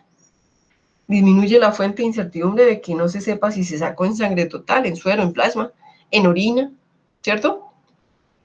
Entonces, que yo sepa definir mi mensurando. Que la muestra con la que se hizo el análisis no sea representativa del mensurando. Posibles fuentes de incertidumbre. Conocimiento inadecuado de los efectos de las condiciones ambientales, es decir, de que yo no controle la temperatura, la humedad, la presión, y que realmente esas condiciones sean fuentes que realmente ellos me afecten, es decir, que sean, ¿cómo se llaman? Magnitudes de influencia, porque puede ser que la presión no sea una magnitud de influencia, entonces yo simplemente la hago constante o hago de cuenta que ella no me afecta. No sé si lo recuerden. ¿Qué otra cosa me da fuente de incertidumbre? Que una lectura sesgada de los instrumentos analógicos por parte del analista o del operador, en este caso industria. La resolución del instrumento de medida, ustedes se van a dar cuenta cómo afecta esa resolución, que cuando yo a mis estudiantes que vieron conmigo Metrología 1 les enseñaba que se llamaba la mínima división de la escala de medición, que recuerdo tanto que cuando les enseñé a los que vieron conmigo Metrología 1, yo les enseñaba que es esa E que viene en algunas balanzas, que es esa E que le calculamos algunas micropipetas, que se le calcula también a los espectrofotómetros, es la mínima división, es decir, la resolución. Ustedes van a ver cómo afecta o cómo tiene de efecto, de influencia esa resolución de los instrumentos de medida, sean digitales, análogos, como ustedes lo quieran ver. Los valores inexactos de los patrones de medida. Valores inexactos porque puede ser que no se tenga claro el valor, porque puede ser que ese material de referencia certificado haya sido mal almacenado y por lo tanto los valores que da ya no son buenos, porque puede ser que no se calibre, que se piense que el material de referencia certificado es vital y que es esto para toda la vida, y eso no es así, que no se calibre, que no se verifique, que no se compare. Aunque, ojo con lo que les voy a decir, nosotros en la Universidad de Antioquia trabajamos mucho con valores, materiales de referencia que son bueno, a conciencia de nosotros, es muy costoso mantenerlos, por lo tanto nosotros les enseñamos, pero para nosotros se convierten en eso, en que nosotros casi no lo calibramos, sino que se calibra de verdad cuando a la universidad le van a hacer un proceso que le cueste. Triste eso, pero es así. Y valores inexactos de constantes o parámetros, que ustedes se van a dar cuenta que vamos a tener muchos parámetros. Y miren lo que yo escribí abajo. No puede nunca sustituir a la reflexión crítica. Yo recuerdo que en la diapositiva anterior yo les escribí que no es un proceso meramente matemático. La estimación de la incertidumbre no es solamente matemático, no es solamente que yo diga, hombre, pero yo la calculé bien. Entonces, nunca esa estimación puede sustituir la reflexión crítica, la honradez intelectual, la competencia profesional, la ética profesional. Depende del conocimiento detallado de la naturaleza del mensurando, de la medición. La calidad y la utilidad de esa incertidumbre asociada al resultado de una medición dependen en último término del conocimiento, del análisis crítico y la integridad de aquellos que contribuyen a su evaluación. Lo más berraco es que esto no lo digo yo, lo dice Lagún en su sección 3.4.8. ¿Y saben desde cuándo está Lagún? Desde 1993, desde 1999, desde 2007 que han sido los cambios. Desde esa época, Lagún dice que la estimación de la incertidumbre no es un proceso meramente matemático, sino que también depende de mí como analista, de mi integridad, de mi honradez, de lo que yo sea capaz de hacer. No es solamente por un precio, no es solamente por lo que yo haga, y sobre todo en ustedes, chicos, que ustedes van directamente a la salud. Yo también, en algunos casos, pero sobre todo ustedes, que van directamente a la salud, ¿ok? Entonces quiero pasar a la siguiente diapositiva y yo creo que en este nos vamos a quedar un ratote, ¿cierto? Entonces, yo quiero que ustedes se den cuenta que aquí tenemos la zona de conformidad, lo que me preguntó ahorita Viviana. Entonces yo quiero que ustedes se den cuenta, esta figura también es de españoles. Entonces ustedes van a encontrar aquí palabras de tolerancia, ¿cierto? Muy bien. Que para nosotros se llama medición, intervalo de medición. Entonces, la figura se llama disminución de la zona de conformidad respecto al intervalo de tolerancia con el aumento de la incertidumbre de medida. Entonces, aquí aumentó mi incertidumbre, ¿ok? Entonces, miren que yo tengo una zona de conformidad que me define el intervalo de medición. Listo, el intervalo de medición. Pero tengo una zona que me da el error máximo permisible inferior y el error máximo permisible superior. Entonces, yo calculé una incertidumbre. Yo tengo una incertidumbre. Esa incertidumbre a mí me dice que yo tengo parte de esa zona de conformidad que la cubre el valor que le sumo de la incertidumbre a ese valor del límite de medición, y otra zona de la incertidumbre la cubre ese valor que yo le resto de la incertidumbre a mi límite de a mi intervalo de medición.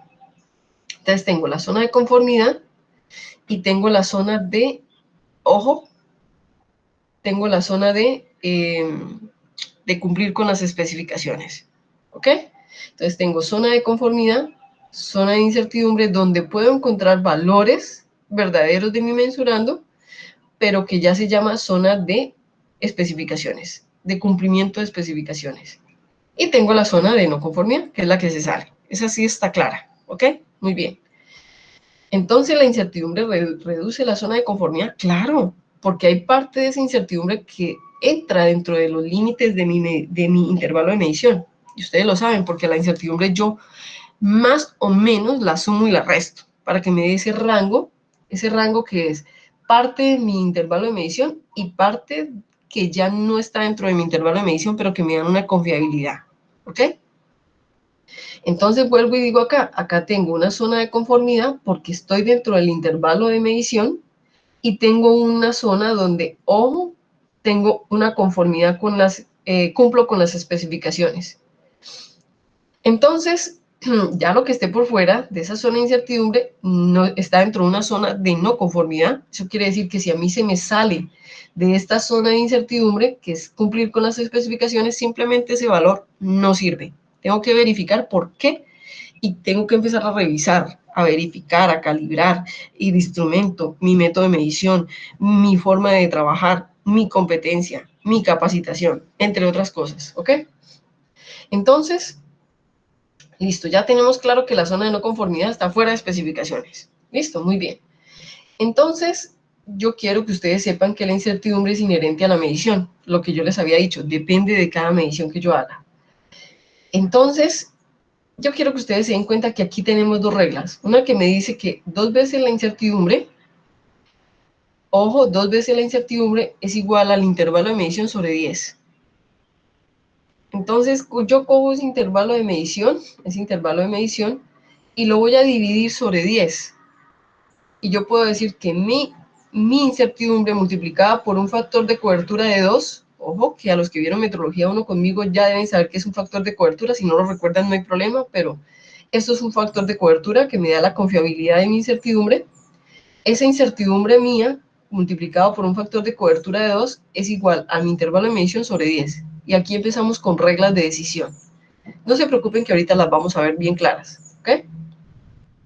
Entonces, esta es una regla de medición que me dice que si yo cumplo con esto, estoy dentro de la especificación. Cumplo y estoy cumpliendo dentro de la especificación de mi medida, ¿ok? De mi medición. Pero también hay otra que me dice que si yo tengo que mi incertidumbre expandida con un factor de cobertura de 2, también tiene que estar en el intervalo de medición dividido entre 3. Eso quiere decir que esta primera regla de decisión me está diciendo que mi incertidumbre de medida tiene que ser mayor de 3, pero menor de 10. Para que esté dentro de las especificaciones. ¿Ok? Para que esté dentro de las especificaciones. ¿Ok? Entonces, miren lo que dice aquí. Hay que tender hacia una menor incertidumbre. Quiere decir que si mi incertidumbre tiene que ser mayor de 3, pero menor de 10. ¿Ok? Yo sé que ahorita en este momento no me lo están entendiendo muy bien, pero son reglas de decisión que las vamos a aprender a manejar y me las da la norma 17025 de 2017. Entonces, miren que la incertidumbre me dice que tiene que ser mayor de 3, pero menor de 10. Y que cuando yo sé que ella es mayor de 3, pero menor de 10, estoy dentro del límite, estoy cumpliendo de los límites de especificación, ¿ok? Entonces tengo la zona de conformidad, la zona de la incertidumbre, pero esa zona de incertidumbre ya me está dando unas reglas de decisión que me dice si mi resultado es conforme o no conforme, ¿ok? Muy bien, ya las vamos a ver mejor. Voy a pasar la diapositiva. ¿Alguna duda hasta aquí? ¿Alguna duda? Muy bien. Entonces, para entrar en materia, chicos, como ya vamos a empezar a estimar la incertidumbre, yo quiero recordarles a los que vieron Metrología 1 conmigo que yo desde Metrología 1 les hablaba de la distribución de los datos. ¿Cómo se distribuyen los datos? ¿Ok? Esa distribución de los datos me va a la probabilidad de cómo se comportan mis datos en ese rango de medición, en ese intervalo de medición que yo especifico. ¿Ok? Entonces yo quiero que ustedes se den cuenta en esta diapositiva que yo les coloco aquí como título que la incertidumbre es función de la probabilidad de mis datos. Esto es totalmente estadístico, ¿ok? Pero yo quiero que ustedes se den cuenta que la magnitud de ese valor de mi mensurando, depende de cada elemento en el espacio menstrual. ¿Eso qué quiere decir? Yo voy a tener esto que ustedes ven acá, es una distribución normal. Y ustedes ya la vieron con la profesora Adriana.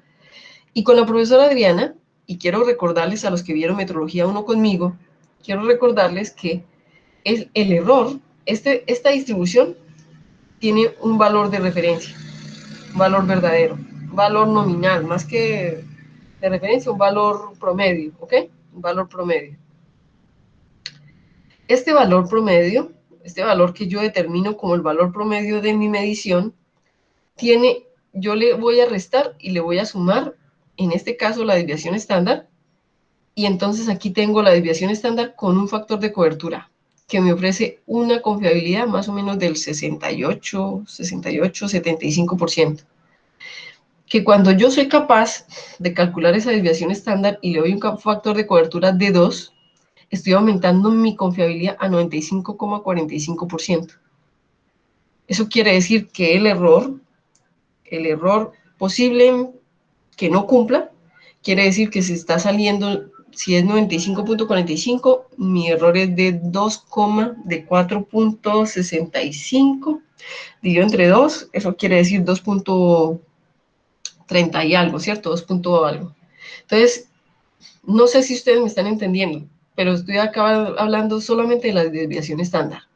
Entonces tengo un factor de cobertura de 1, un factor de cobertura de 2 y un factor de cobertura de 3, que es cuando yo aseguro que mi medida o mi medición tiene una confiabilidad del 99.99 o 98,999999%. Eso quiere decir que el error que yo puedo estar dando es de 0.1 y por lo tanto a veces puedo estar sobreestimando mi capacidad. ¿Ok? Entonces yo no sé si ustedes recuerden que yo les hablaba de esta probabilidad, de esta normalidad y les dije, y es más, a mis estudiantes de metrología 1 les enseñaba cómo se calculaba la distribución de los datos, para yo mirar si el comportamiento de mis datos tenía una distribución normal o una distribución totalmente distinta.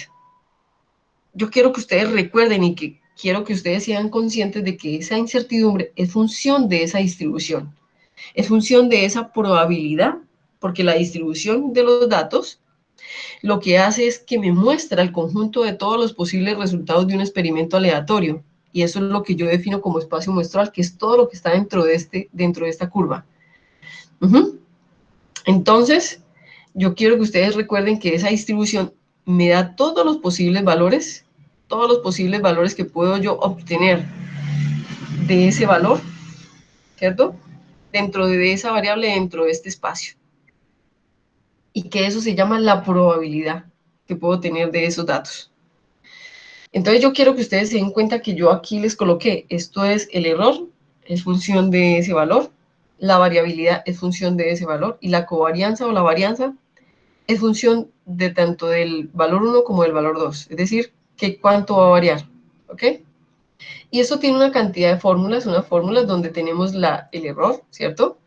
El error y la propagación, donde ustedes se van a dar cuenta que con eso vamos a estimar la incertidumbre. Pero yo no quiero que se asusten con estas fórmulas, sino que quiero que se den cuenta que esto es totalmente estadístico, que toda esta metodología ha sido un consenso estadístico, ¿ok? Entonces yo lo único que sé es que a medida que disminuye esa variabilidad, el error también disminuye, ¿ok? Muy bien. Entonces, hasta aquí está claro que es totalmente estadístico, entonces vamos a hablar de las metodologías para estimar la incertidumbre.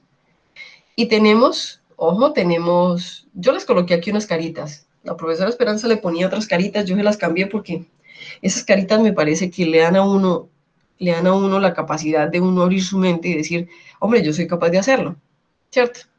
Entonces quiero que ustedes sepan que metodologías para estimar la incertidumbre hay 4, ¿ok? Hay 4.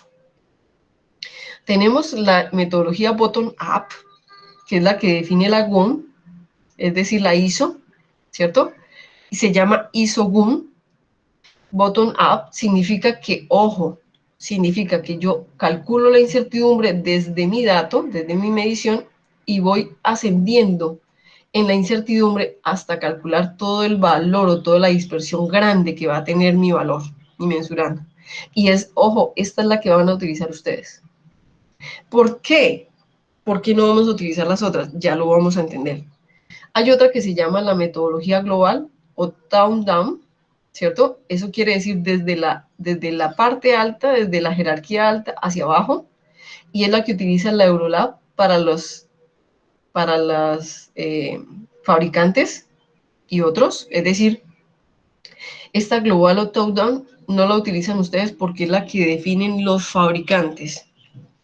Es la que ellos se van y calculan una gran incertidumbre para saber que esa gran incertidumbre va a ser casi la que ustedes van a tener, que va a ser más grande que la mayor jerarquía. Entonces se van desde la medida hasta mayor jerarquía. Entonces van bajando, van disminuyendo esa incertidumbre hasta llegar al material de referencia. ¿Por qué? Porque ellos están creando, están fabricando. Entonces, esta global la utilizan los fabricantes, esta ISO-GUN bottom-up la utilizan ustedes, ¿ok? Que es desde el mensurando y se van hacia arriba y van creciendo la incertidumbre. En cambio, ellos cogen una incertidumbre grande y la van disminuyendo hasta llegar al material de referencia. Esto es lo que hacen los fabricantes, esto es lo que hacemos en los laboratorios, ¿ok? Hay otra que se llama diferencial o transversal, y es que una parte de ella cogen bottom-up y en otra parte cogen top-down. Es decir, que mezclan. Es decir, que hacen que las dos se crucen. ¿Y quiénes lo hacen? Lo hacen algunas personas cuando tienen una parte de la metodología totalmente clara y saben que tienen que definir la incertidumbre del mensurando, es decir, coger desde el material de referencia y estimar el valor de estimar la incertidumbre de la dispersión, y tienen una parte que no es que no es esto, disculpen, espere que pase el carro. Hay una parte del procedimiento que ellos no la tienen normalizada, sino que está armonizada, y entonces tienen que empezar a calcularla como fabricante, hacer una estimación grande y irse y hacer la trazabilidad hacia el material de mayor jerarquía de referencia. Entonces hacen una mezcla entre bottom-up y top-down. ¿Estamos de acuerdo? Top-down. Entonces, esos se llaman diferenciales o transversales y simplemente es una mezcla de las dos anteriores. Pero por ahora ustedes van a aprender conmigo esta, y más adelante, si ustedes deciden trabajar en innovación, desarrollo de métodos, todo eso, tienen que aprender a calcular la top-down. ¿Estamos de acuerdo? Que es la misma, pero al inverso. ¿Ok? Y hay una, que es la que hacemos en los laboratorios de investigación, que es la que se hace con software, que se llaman diseños de experimentos, que es la misma validación que ustedes hacen paso a paso, pero utilizando software como LabVIEW, como DesignSphere, como StatGraphics, donde nosotros son simulaciones de métodos estadísticos que me dan una forma de hacer los ensayos de forma aleatoria, de forma independiente, de forma normal, aseguran todas las variables estadísticas, y yo hago un alto volumen de datos para poder de verdad certificar que ese valor que yo voy a definir por medio de este método estadístico es el valor verdadero. Pero para estas tengo una necesidad de alto volumen de datos, por lo menos como mínimo unos 20 o 50 datos. ¿Ok? Con eso quiero decirles que existe una forma de estimar la incertidumbre de manera estadística por medio de software, por medio de diseño de experimentos, y ustedes se van a dar cuenta que lo que necesitamos son cortos, son confiables, son fiables, porque yo los hago, ¿cierto? Así es como trabajamos en investigación, pero necesitamos un alto volumen de datos, es decir, como mínimo 20, 50, ¿cierto? De ahí para arriba. Entonces, quiero que ustedes sepan que hay 4 formas de hacer, 4 metodologías. Está la bottom-up, que es la que ustedes van a aprender conmigo. Se llama la norma ISO-GUN. Es la global. La global es para fabricantes. Eso quiere decir que ellos calculan la incertidumbre del mensurando y tienen que irlo disminuyendo hasta el material de referencia, porque ellos son los que nos dicen a nosotros cuál es la trazabilidad. Entonces ellos definen la trazabilidad. Primero crean el método, le calculan la incertidumbre y la van bajando hasta hacerlo trazable al valor de referencia. En cambio nosotros no, nosotros vamos desde el valor de referencia y vamos subiéndola hasta mi medición. Y vamos haciendo esa incertidumbre un poco más amplia, ¿ok? Tenemos la diferencial o transversal, que es una mezcla de los dos, cuando parte de ese procedimiento está normalizado y parte de ese procedimiento no está normalizado, entonces aplico la global, que es simplemente a la inversa. Y tenemos las simulaciones, que son estadísticas, que no es la única, la simulación de Monte Carlo no es la única, pero que define una de las que más se utiliza, ¿ok? Entonces, Está claro que son cuatro metodologías para estimar la incertidumbre. Ustedes no las saben, pero quiero que sepan que son 4. Ustedes conmigo van a aprender la primera. La última, espectacular que la aprendieran, pero no vamos a aprenderla. Es demasiado corto tiempo para aprenderla, ¿ok? Muy bien. Entonces, y quiero que sepan que esta es muy buena, es excelente, yo las aplico, pero necesito alto volumen de datos, ¿ok? ¿Está claro hasta este momento? Hasta este momento está claro cuáles son las metodologías. Sí, profe. Muy bien, entonces yo quiero, para terminar esta clase, quizá la termine con esta diapositiva, quizá no. Yo quiero que ustedes se den cuenta del proceso para estimar la incertidumbre. Aquí les traje un diagrama del proceso, ¿ok? Entonces, yo quiero que ustedes sepan que la incertidumbre de medición la tenemos en la norma NTC ISO 15511. Entonces, en la norma ISO, que ustedes no la han escuchado sino hasta hoy, en la 15511 es más, la Universidad de Antioquia no la tiene, ¿ok? En la norma 15511 nos dice que la incertidumbre calculada combina todas las incertidumbres en la jerarquía de las calibraciones y la incertidumbre de la corrección, es decir, la mía. Eso es lo que me dice la norma 15511. Porque como es la primera vez que la escuchan, yo quiero que ustedes sepan que lo que él me dice es que me dice que esa incertidumbre que ustedes van a calcular, que ustedes van a aprender a calcular, combina todas las incertidumbres en la jerarquía de las calibraciones y la incertidumbre de ustedes, la de medición, ¿ok? La de medición. Pero que este proceso para estimar la incertidumbre depende de la trazabilidad metrológica. Miren, acá está. ¿Ustedes saben hacer trazabilidad metrológica? Sí, chicos, ustedes ya saben hacer trazabilidad metrológica. ¿Son buenos? Sí, ya se dieron cuenta que no es difícil, ¿ok? Que lo que yo tengo que hacer es disponer de datos, ¿ok?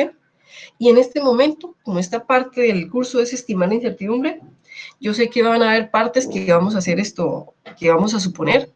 Nosotros vamos a suponer que ese taller que yo les mandé tiene la trazabilidad metrológica y que esa trazabilidad metrológica es sólida, ¿ok? Ustedes van a suponerlo, porque no nos vamos a poner a hacerle trazabilidad metrológica a ese método que yo les mandé, porque ustedes no tienen todo lo que necesitan para hacerle trazabilidad metrológica a ese método. Pero ustedes van a suponer que ese método es trazable y que tiene una solidez metrológica en esa trazabilidad, ¿ok? Entonces, esa trazabilidad metrológica me lleva el instrumento o el dispositivo del fabricante hacia el material de referencia. Eso es lo que hace la trazabilidad metrológica, es decir, me sube ese dispositivo que yo le compré, ese kit que yo le compré al fabricante y me lo lleva hasta el material de referencia de orden superior. Esto es lo que hace la trazabilidad. ¿Cierto que sí? Eso lo aprendieron ustedes. ¿Cómo me lo lleva hasta allá? Haciéndomelo comparable en unidades del Sistema Internacional haciéndomelo comparable en unidades al Sistema Internacional de Unidades. ¿Estamos de acuerdo? Hasta aquí está claro. Entonces quiero que ustedes sepan que la norma NTC 15511 me dice que la incertidumbre se estima por incertidumbres que ya tengo que tener de jerarquía, de calibraciones, y la incertidumbre de mi medida, de mi medición. Entonces, ¿cuál es la que depende de mí? Miren, chicos, se los voy a decir de forma clara. Esta segunda parte depende de ustedes, de mí. Depende de mi medición, y esto no depende de mí. Esto depende de las calibraciones que yo haga, ¿ok? Entonces, eso quiere decir que la trazabilidad metrológica tiene que estar acompañando este proceso, sí. Mi método tiene que ser trazable, mi metodología, mi proceso tiene que ser trazable. Y entonces la estimación que yo voy a calcular depende no solamente de mí, sino de otros factores, de otros efectos, de otras fuentes. Entonces yo quiero que ustedes sepan, nos vamos a parar aquí en el cuadrito rosado, y quiero que ustedes sepan que para la medición yo necesito los calibradores, necesito los reactivos y necesito el sistema de medición. Eso lo han aprendido desde metrología 1 y lo han visto en bioquímica clínica, en química, en todas las materias que ustedes han visto que tienen parte práctica. Ustedes necesitan los reactivos, que es los que le ayudan a hacer la reacción, el sistema de medición, que es el que le ayuda a estimar el mensurando, y que ese sistema de medición haya sido calibrado y usted tener, ojo, según metrología, los calibradores identificados para poder hacer la trazabilidad metrológica. Entonces necesitamos los calibradores, los reactivos y el sistema de medición. En su vida profesional, ustedes van a necesitar un calibrador que se llama el control interno, que es el que van a usar casi a diario. Entonces sí van a utilizar calibradores, ¿ok? Y estamos, en el caso de ustedes, en un laboratorio clínico, ¿ok? En el caso mío es un laboratorio de ensayo, que tiene parte de mensurandos para la parte clínica, la parte médica, y parte de mensurandos que son para la industria, para agua, para alimentos, para la tierra, para la agricultura, bueno, depende de lo que vamos a hacer, ¿ok? Entonces, estamos parados en un laboratorio clínico y yo quiero que ustedes sepan que estamos aquí en el proceso y hay dos formas. Yo tengo un calibrador de usuario final y ese calibrador me provee una incertidumbre, un valor asignado que se llama una incertidumbre de ese calibrador, ¿ok? Entonces aquí tengo ya una incertidumbre que no la doy yo, sino que me la da el calibrador. Ese calibrador, ese material de control interno, ¿ok? Pero yo me voy aquí por el otro lado de la flecha y dice procedimiento de medición, que el dispositivo del fabricante, del usuario final, donde yo calculo ese mensurando y me da una imprecisión a largo plazo. Es decir, que yo debo estimar esa imprecisión. Entonces, esta es la partecita que depende de mí, ¿ok? Y de esa partecita que depende de mí, donde yo calculo la desviación estándar, la incertidumbre y todo lo demás que depende de mí, entonces yo defino si el sesgo, es decir, el error, está dentro de la especificación. Ya vimos cuáles son las especificaciones, ¿ok? Ya ustedes se dieron cuenta que las especificaciones no son el límite de intervalo de medición, sino son los que me definen las normas, ¿ok? Los que me definen los valores de referencia. Entonces yo defino si ese sesgo, es decir, si ese valor con el sesgo está dentro de la especificación. Si no, pues tengo que irme a hacer correcciones, implementar, revisar la incertidumbre, revisar, verificar, revisar calibraciones. Ok, pero resulta que sí, entonces con ese sesgo, con ese error, con esa desviación estándar, yo tengo que venir y calcular la incertidumbre, estimar la incertidumbre. Y esa estimación de la incertidumbre tiene una forma de estimación, que aquí está el modelo de medición, pero no se preocupen que lo van a aprender. Y con esa incertidumbre de medición, yo vengo y calculo la incertidumbre combinada, y con esa incertidumbre combinada, calculo la incertidumbre expandida, que es la que yo reporto. Entonces, mi resultado final va a ser la medición, más o menos la incertidumbre expandida, con, ojo, como mínimo un 95% de confianza. ¿Hasta este momento ustedes entendieron o quieren que les vuelva a explicar algo de este proceso que vamos a aprender para estimar la incertidumbre? ¿Ustedes se dan cuenta que parte de este proceso ustedes ya lo tienen completo? ¿Que parte de este proceso ustedes... Uy, se va a quedar sin oxígeno mi computador. Espérenme, le coloco oxígeno a mi computador. Que no se me ahogue. Listo, muy bien. Entonces, en este momento, chicos, ¿ustedes se dan cuenta que parte de esto ustedes ya lo tienen? ¿Que les falta la parte de cómo se estima la incertidumbre? ¿Hay alguna parte de este proceso que ustedes tengan duda? Profe, yo no entiendo cómo nosotros vamos a calcular tal cosa. Entonces yo les puedo decir, no, eso todavía no lo saben hacer, lo van a aprender, o esto sí lo deben hacer, ya lo deben saber. ¿Entendieron lo que les acabo de decir? ¿Qué significa el proceso para estimar la incertidumbre? Yo les puedo decir solamente que de aquí para arriba, de este cuadro rosado para arriba, ustedes ya saben hacer todo. Ya saben hacer todo. Lo único nuevo aquí es la norma que dice que le combina la incertidumbre de medición, es decir, la de ustedes, y otra cantidad de efectos que no dependen de ustedes, pero que ustedes deben controlar. Es lo único nuevo, esto azul. Esto de aquí para arriba, trazabilidad metrológica, ustedes ya lo manejan. Y de aquí para abajo, lo vamos a aprender a hacer. Lo vamos a aprender a hacer. Entonces la pregunta es, ¿hay alguna duda, alguna pregunta sobre este proceso? ¿Hay algo que ustedes me quieran preguntar? ¿O sigo? Porque voy a terminar la clase. La trazabilidad está claro. Listo, muy bien. Entonces, como ya tenemos claro este proceso, miren que les estoy dando la forma en que lo vamos a hacer. Entonces, antes de pasar para la otra, yo quiero que ustedes se den cuenta que primero calculamos o determinamos el sesgo, la variabilidad, ¿cierto? Si ella no cumplen, pues ustedes esta parte ya también la saben, tenemos que actuar, tenemos que ir y verificar la verificación, la calibración, mirar si es mi instrumento, mirar si es mi metodología, mirar si yo fallé, si yo me equivoqué. Y si sí, entonces lo primero que hago es calcular la incertidumbre de medición, Luego con la incertidumbre de medición calculo la incertidumbre combinada y con la incertidumbre combinada voy y determino la incertidumbre expandida, que es la que yo reporto. Entonces mi resultado final va a ser el mensurando más la incertidumbre expandida con un 95% de confianza. ¿Ok? Yo sé que les estoy hablando medio en chino, pero ya lo van a entender. ¿Ok? Entonces, ahora sí, para terminar la clase, como les había prometido, les voy a hablar de la única que no les voy a enseñar yo, pero que les invito que ustedes sean curiosos y lo aprendan a hacer, para que ustedes se den cuenta que las capacidades de ustedes son impresionantes, ¿cierto? Impresionantes, pero que no se les alcanza a enseñar, que yo he insistido mucho en que ustedes deberían aprender a hacer esto, porque es algo muy importante para que ustedes aprendan a innovar, a desarrollar métodos, y se llaman los métodos estadísticos. Generalmente son métodos que manejan mínimos cuadrados o análisis de varianza y se llaman DOEs, se llaman diseños de experimento. Es una de las metodologías para estimar la incertidumbre. Hay metodologías de Monte Carlo u otros, ¿cierto? U otros. Yo generalmente no utilizo la de Monte Carlo, yo utilizo la NOVA, utilizo muchos otros. Entonces, son generalmente modelos de calibración basados en el método de mínimos cuadrados o de variaciones aleatorias a corto plazo y a largo plazo.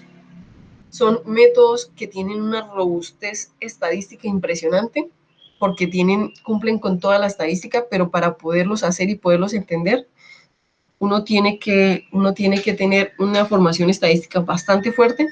Por eso yo tampoco soy amiga de que ustedes les den bioestadísticas, les deberían dar una estadística completa para que ustedes sean fuertes y poder entender cómo se hacen estas metodologías y poder entenderlo, aunque les voy a ser sincera, cuando uno ya entiende esta metodología, se da cuenta que la estadística, uno no necesita una estadística tan robusta, pero sí necesita tener los conceptos. Entonces, con una bioestadística yo lo puedo lograr, pero me faltaría un poquito. Entonces, es una estadística de los resultados de comparaciones de patrones materializados de valor desconocido, como bloques, masas, patrón, entre otras. Es decir, él lo que hace es que me da y me ayuda a hacer una estadística robusta y la estimación por medio de los diseños de experimentos consistentes en secuencias de mediciones del mensurando para cierto número de valores diferentes a la magnitud de las que esta depende. Se utilizan software como Estadística, como R, que es gratis, como StatGraphics, como Origin, como DesignSphere. Estos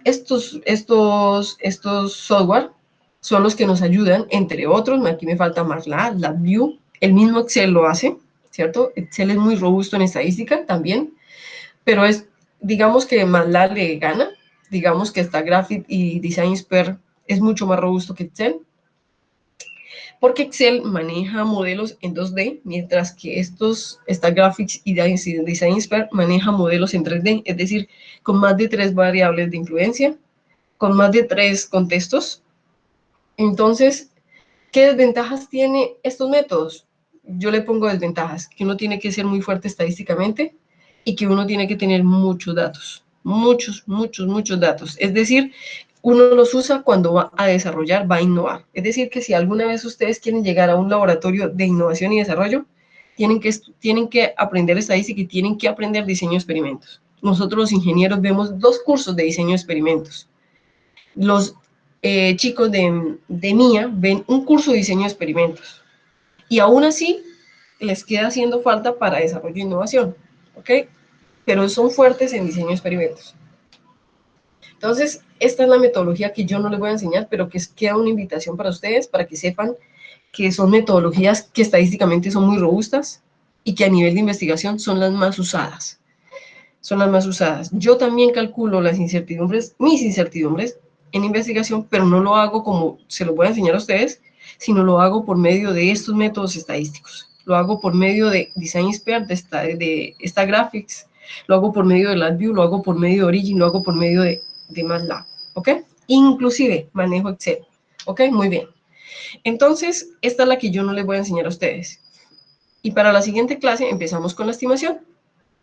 ¿Estamos de acuerdo? Para la siguiente clase empezamos con la metodología GUNISO, que se llama Bottom-Up. Eso quiere decir, empezamos a aprender a estimar la incertidumbre. Y aquí vamos a quedar para la próxima clase. Entonces, quiero que ustedes tengan claro cuál es el proceso y las metodologías. Y quiero que ustedes tengan claro que la que ustedes van a aprender conmigo es esta. Que aprendiendo esto, ustedes pueden hacer esta, sí. Es simplemente racionalizar, hacer un análisis crítico y devolverse. Es decir, hacerla lo contrario. Y quiero que ustedes sepan que no vamos a aprender ni vamos a tocar estas porque estas necesitan una fortaleza estadística muy fuerte y muchos datos. Y que aprendiendo esta y haciendo un análisis crítico de cómo se hace esta, se puede hacer esta. ¿Ok? Entonces, para la siguiente clase empezamos aquí, no aquí, acá, que es, empezamos a estimar la incertidumbre, es decir, el jueves. Voy a volver el jueves a enviarles la invitación por ambos métodos, es decir, por correo y por el sistema. Voy a dejar de grabar en este momentico, chicos, para que paremos la grabación. ¿Listo? Detiene la grabación.